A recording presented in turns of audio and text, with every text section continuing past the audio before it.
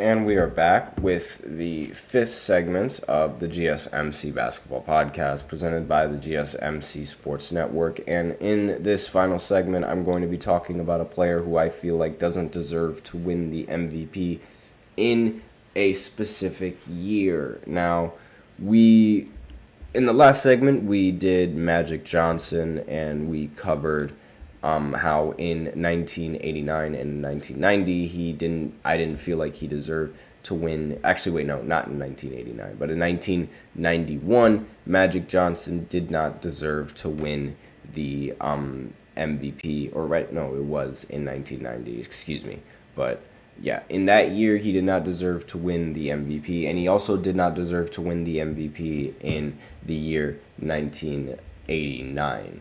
But when the when Magic ended up winning it in 1989, I thought Michael Jordan should have ended up winning it in both of those years.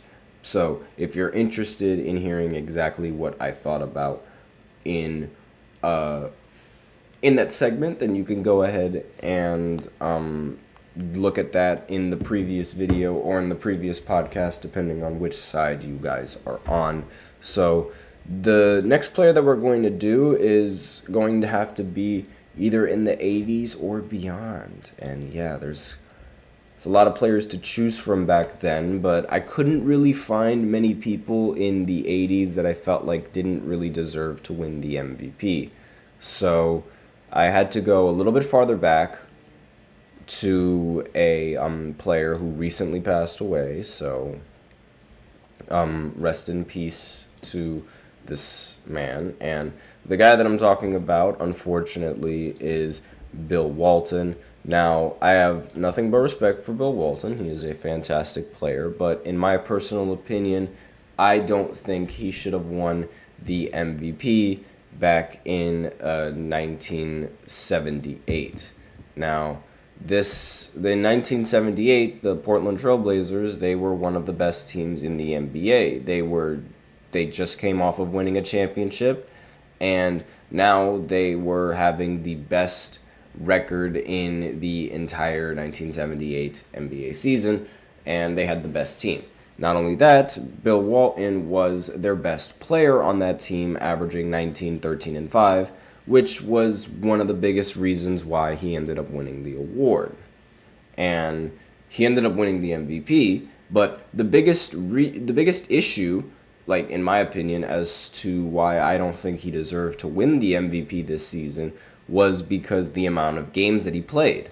In this season, Bill Walton ended up missing 24 games because of injury, which is, out of his control, but still, he missed 24 games, which was the most missed games by a player who won the MVP in NBA history. And personally, I would have given the MVP to the runner-up in George Gervin. He ended up winning the MVP. Well, he didn't end up winning the MVP, but he ended up playing 82 games, and he averaged 27 points, 5 and 4 in those 82 games that he played. And not to mention, if you didn't want to give it to George Gervin, you could have also given it to someone like David Thompson, who ended up getting into third place.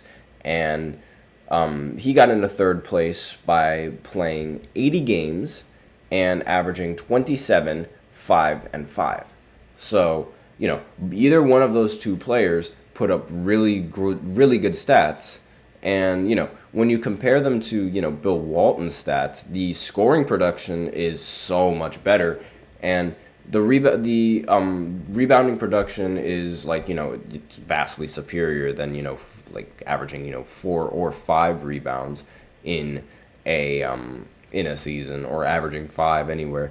But the assist count is also rather close. So it's would you rather have a huge take in scoring and production and availability, or would you rather have a huge production in rebounding? And it didn't even matter that Bill Walton wasn't even seeing the court, because despite missing 24 games, the team was still able to be one of the best teams in the entire Western Conference. So it's not like they were, it's not like they were losing anything in this season. Like, it's not like they were losing anything because of Bill Walton's absence, Like, if let's say, for example, if the Blazers, if they weren't one of the best teams in the NBA that season, and let's say they were one of the maybe 4-seeded teams because the maybe not even a 4 seed, but maybe they were like a 3rd seed because their best player ended up missing like maybe 10 or so games, and in every single one of those games, or in maybe just one of those games, they ended up winning. Like, maybe in just one of those games they ended up winning, but in the rest of the 9 they ended up losing. Then I would completely understand, wanting to. I would completely understand the situation of wanting to give that player the MVP, and maybe not wanting to give it to someone else, because it's like literally in every single instance where the team was like, when you weren't there, your team was losing in like most of the instances. So it's like you kind of have to give that person the MVP then, in my opinion, because it's like you gotta have them there if you want that team to win. Otherwise, it's like you don't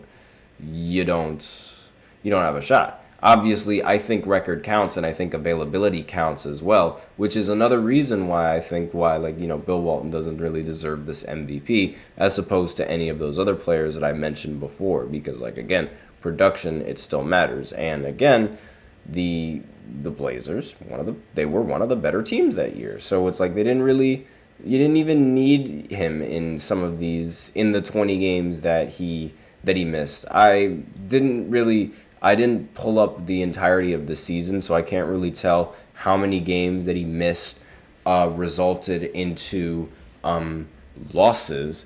But I mean, again, the team won 58 games that season. I think you're okay with being the number. I think you're okay with missing a couple of games and being in the number 1 seed. I don't think I need to go and do a little deep dive into that. But I mean, I don't know, maybe I do. Let me know in the comments if you'd like me to. But again, I would much rather have those 2 players as the MVP. Either that's just me personally, either George Gervin or David Thompson. And most of the time back in the day, centers would win the MVP because a lot of times, they're viewed as like the most important position and the best position to play in the NBA, and the better position that if you wanted to win, you needed a center back in the day. So it was like, that was the position back then. And you could argue that it's sort of swinging back and it's coming back, and because previously a center in this previous decade, a center has won, or a big man has won an MVP every single time. Giannis has won the MVP, and then right after that, Nikola Jokic ended up winning the MVP, and then Joel Embiid won it that one year, and then Jokic is winning it again. And we might want to say that the guards have expanded, and they've been the guard play has expanded, but like the centers, they've sort of reclaimed their dominance in winning most valuable player awards. But aside from that, let me know in the comments what you think of this. Do you think he deserves the award? Do you think he doesn't deserve the award? Again, my condolences go out to him and his family and things of that nature, but I personally don't think he deserved this MVP. But let me know in the comments what you guys think of my opinion, and what you guys think of that little debate right there. Thank you so much for tuning in to the GSMC Basketball Podcast, presented by the GSMC Sports Network. Your support means a lot to us, so remember to subscribe to the show, leave a positive review. It really does make a difference. We also invite you to follow us on Facebook, Twitter, TikTok, and Instagram for more content and updates. As usual, please remember to use the link in the description to get your comments recognized, or you could use Super Chat. just hit the $ below the chat box and send in your message. It's guaranteed to get featured on the show. It's a great way to support our channel as well. And again, like I said before, if Super Chat isn't really your thing, you can always use the link displayed below the ticker on every show segment, GSMC podcast.net. Really helps the show, makes it much more interactive between myself and you guys. That's all I have for you today on this show. Thank you so much for tuning in. I am your host, Nelson, and as always, take care.